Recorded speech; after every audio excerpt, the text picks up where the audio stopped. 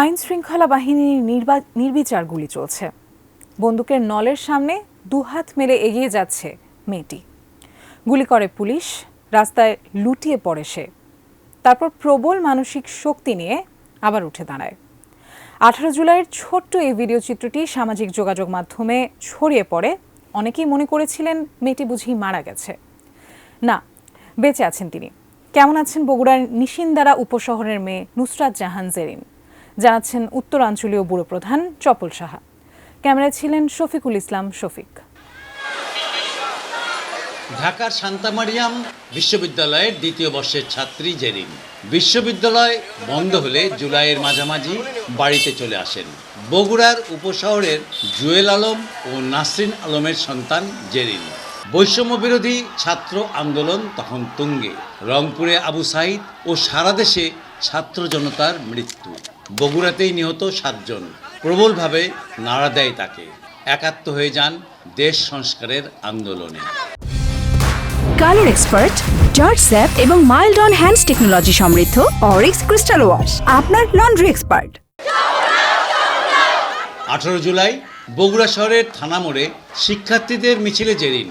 পুলিশের বন্দুকের মুখে অসীম সাহসিকতায় বুক পেতে শহরের 0.7 মাথার দিকে যাওয়ার চেষ্টা করেন। বীর শ্রেষ্ঠ স্কোয়ারে পুলিশ গুলি করে। গুলিবিদ্ধ হয়ে পড়ে যান জেরিন। এটিএন নিউজকে জানাচ্ছিলেন আন্দোলনের সেই ভয়াল দিনগুলোর কথা। তো তখন আসলে শেষ দুটো রাবার বুলেটের কারণেই আমি তীব্রভাবে তখন আমার মনে হয় যে আমার শক্তি শেষ হয়ে আসছে। ওই সময় আমি আর দাঁড়াতে পারিনি, সে কারণেই তখন ওখানে পড়ে যাওয়া। তারপরে আমি চেষ্টা করে উঠে আবার দাঁড়িয়েছিলাম। তারপর আমাকে সহপাঠীরা ওখান থেকে উদ্ধার করে হাসপাতালে নিয়ে গিয়েছিল। এখনও কিডনির পাশে দুটো রাবার বুলেট নিয়ে কাটছে তার জীবন। জানালেন বিবেক আর নৈতিকতার কারণে ঘরে বসে থাকতে পারেননি।